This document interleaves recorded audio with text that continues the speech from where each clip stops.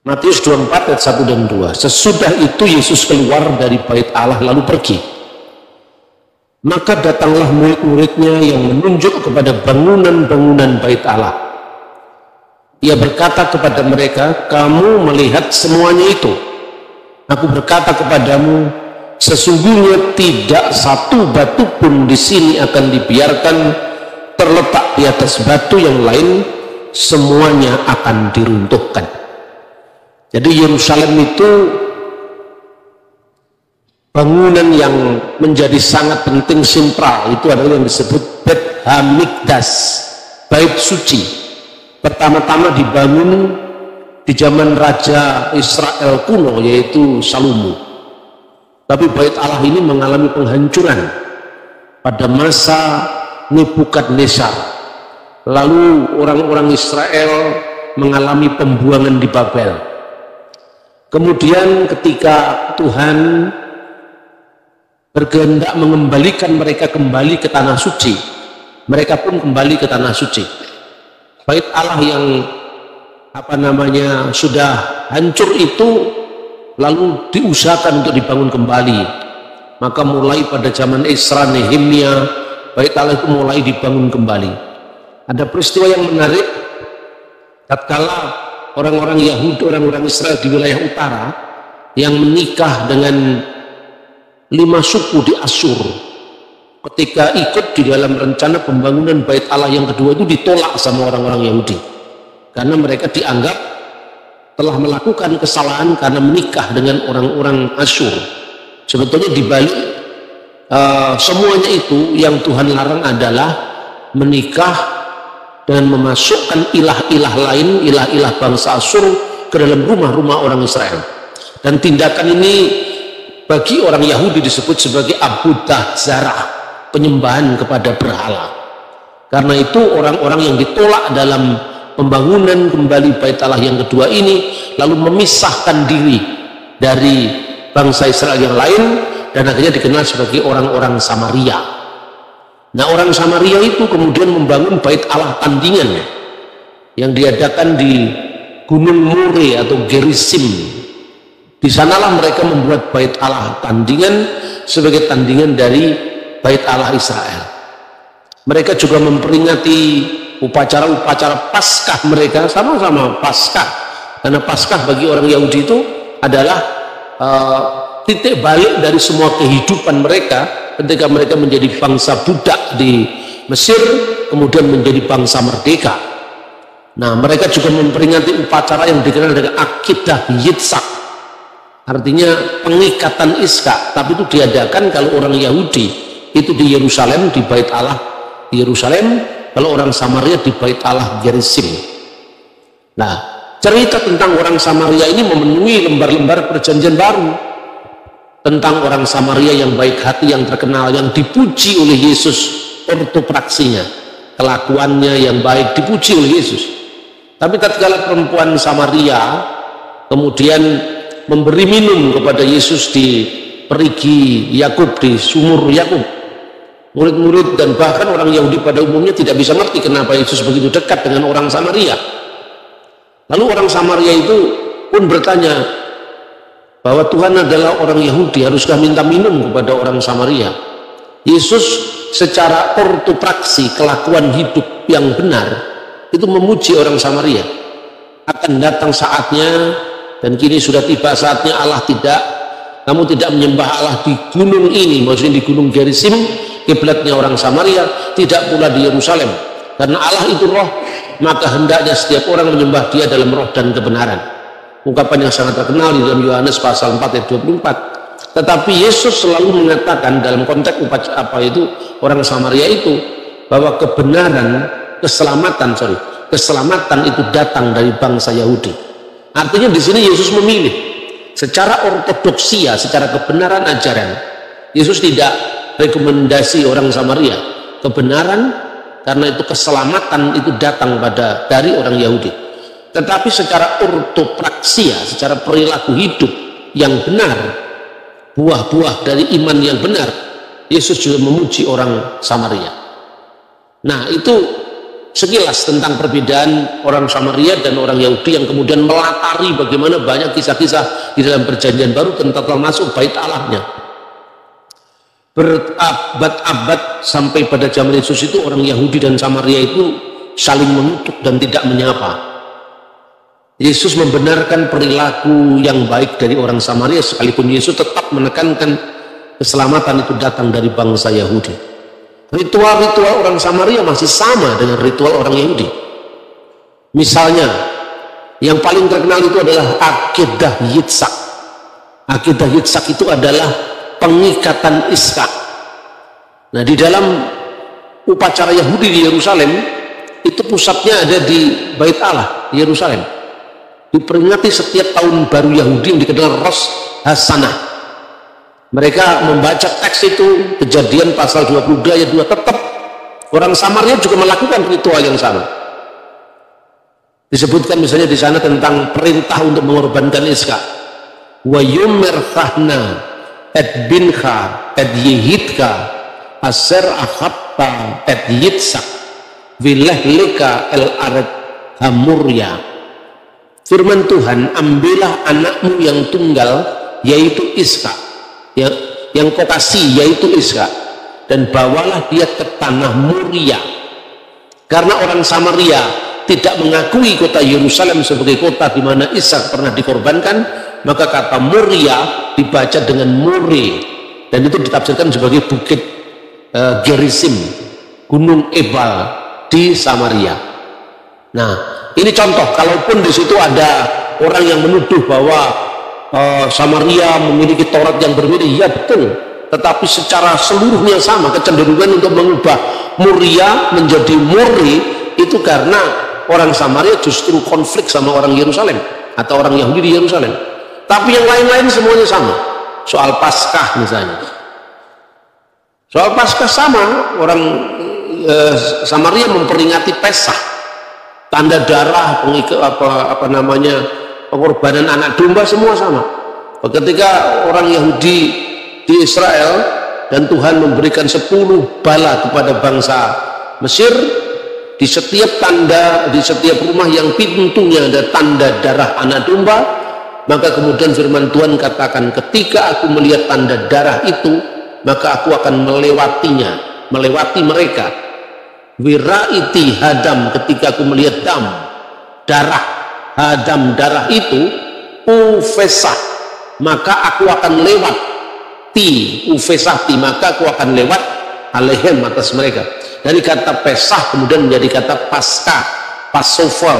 Itu pun ritualnya sama. Orang Yahudi menggunakan simbol, yaitu potongan daging anak domba sejenis salad.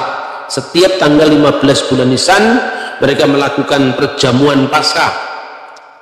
Lalu ketika roti dipecah-pecahkan, kemudian anggur sengsara dituangkan, itu urutan-urutannya ternyata persis sama dengan urutan-urutan perjamuan akhir Yesus.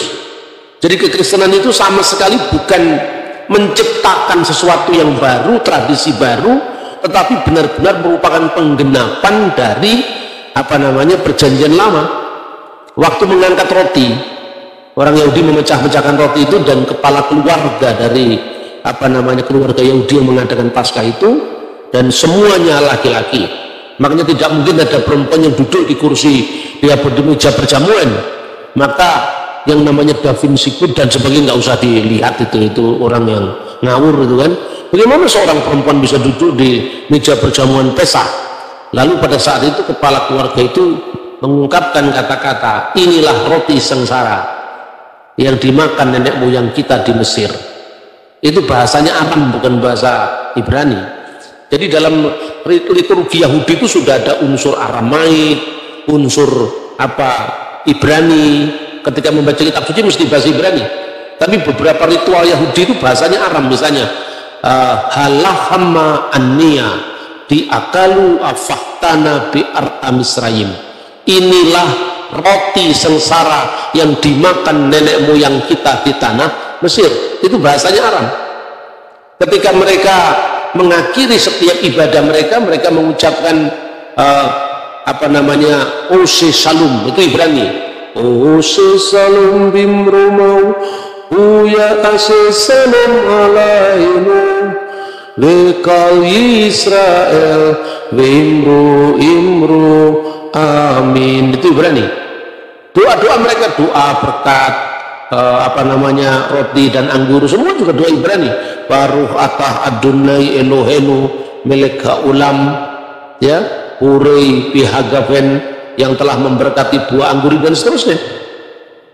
Doa Yahudi juga mengenal doa bahasa Aram, misalnya ketika mengucapkan doa Kadis. Doa Kadis itu pakai bahasa Aram. Tetapi nama rumah ibadah selain yang di Yerusalem, Bet Hamikdas, yaitu bahasa Ibrani rumah suci, Bet Hamikdas, bait Allah, itu banyak muncul di kitab Yehezkiel. Tetapi mereka menyebut rumah-rumah ibadat mereka yang di luar kota suci Yerusalem, yang menghadap semua ke Yerusalem, namanya adalah sinagogi, dan sinagogi itu bahasa Yunani. Maka tidak perlu dipersoalkan sekarang kenapa ini perjanjian baru terus bahasa Yunani, kita bingung. Terus kita ini orang Kristen kecenderungannya memuja agama Yahudi, bukan Israelnya, agama Yahudi. Makanya kita suka kalau ibadah pakai shofar, ya, dan kita semua pakai sampai selendang-selendang yang dipakai, tapi yang ditiup cuma shofarnya, semanya yang pakai bahasa Ibrani dia nggak tahu. Makanya jadi aneh, gereja Pentakosta Karismatik pakai shofar, tidak ada satu kata Ibrani pun terucap, tapi yang ditiup cuma shofarnya, itu kan. Artinya kalau memang mau belajar ya benar-benar harus mendalam. Nah, pada saat mereka sudah berkat piala anggur itu dibagi-bagi, inilah roti sengsara yang dimakan nenek moyang kita di Mesir. Yesus tidak mengucapkan itu pada waktu perjamuan itu, kan. Yesus mengucapkan inilah tubuhku yang dipecah-pecahkan. Waktu orang Yahudi mengucapkan inilah anggur sengsara yang diminum nenek moyang kita di Mesir, Yesus mengatakan inilah darahku, darah perjanjian baru yang ditumpahkan, dan seterusnya. Tapi urutannya sama, urutannya memecah-mecahkan roti memberkati, kemudian menuang piala anggur memberkati, dan akhir dari ibadah Paskah itu adalah membaca Mazmur, yang di dalam Alkitab dikatakan, maka setelah menyanyikan nyanyian pujian, Yesus meninggalkan rumah perjamuan akhir itu, dan kemudian dia ke taman Getsemani. Yang disebut menyanyikan nyanyian pujian itu bermasmur dengan masmur haleluya, masmur yang diawali dengan haleluya dalam bahasa Ibrani. Terpujilah haleluya, ya, terpujilah Tuhan, haleluya, terpujilah Adonai atau Tuhan. Baru dibaca itu. Cara membacanya bagaimana? Ya kayak orang Yahudi selalu mengajikan teks-teks Taurat, teks-teks Jabur atau Mazmur. Dia mengucapkan misalnya samahti bi umerim libet Adonai nilaknya. Jadi Mazmur li Daud, Mazmur dari Daud. Terus kemudian tata cara ini diambil alih oleh orang-orang Kristen kuno, baik itu orang Ortodok maupun Ritus Timur, di Syria, di Mesir, di mana min Mazmir, dari kitab Mazmur. Ibrania Mizmur li Daud, Mazmur dari Daud. Sama orang Kristen diteruskan, kalau dia Yunani bahasanya Yunani, kalau Arab bahasanya Arab, kalau Aramaik bahasanya Aramaik. Mizmur li Daud menjadi min Mazmir li Daud dari Daud.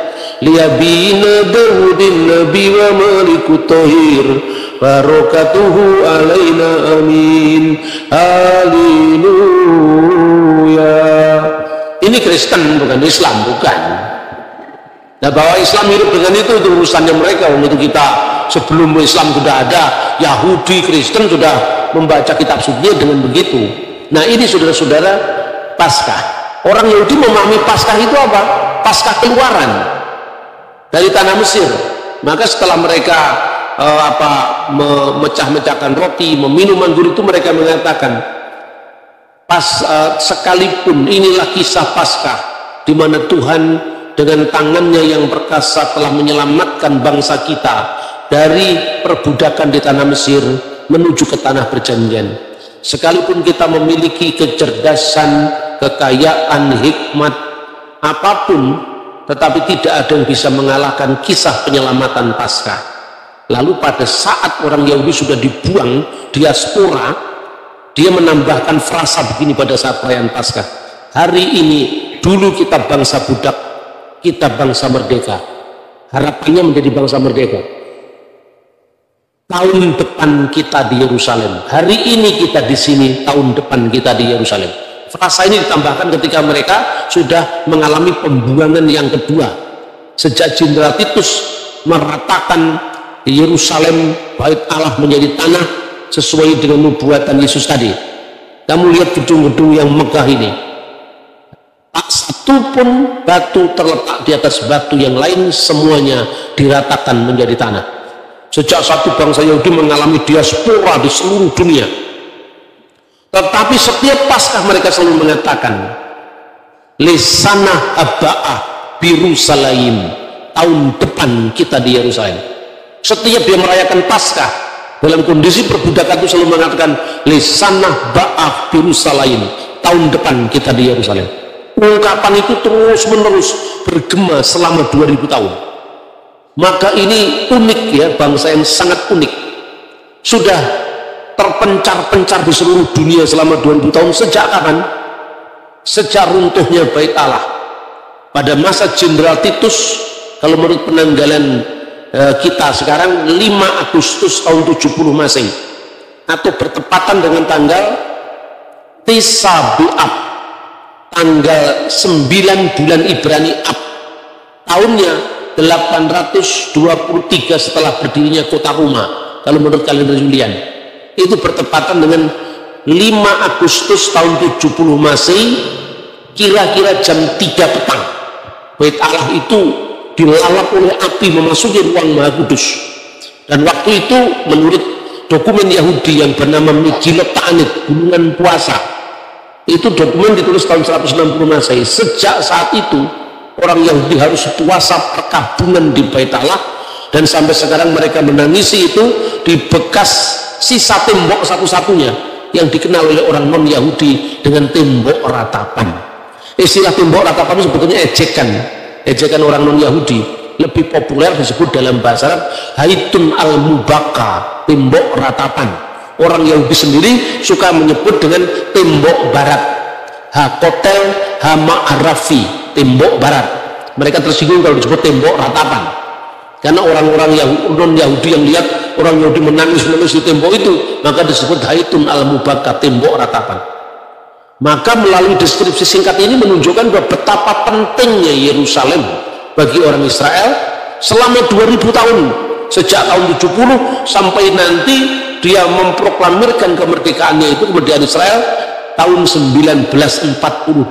Bayangkan, jadi lebih kurang kira-kira 1910-an tahun, kira-kira hampir kira-kira dari tahun 70 Masehi sampai tahun 1948. 1900 tahun lebih mereka terpencar-pencar di seluruh dunia, dan mereka kembali ke tanah air mereka semula, yaitu Israel. Itu catatan Alkitab, itu nubuatan Alkitab, ya kan? Karena itu unik, bagaimana hukum internasional tidak kalang kabut dalam menentukan status Israel, sementara negeri itu sudah mengalami pendudukan demi pendudukan dari kekuasaan bangsa asing.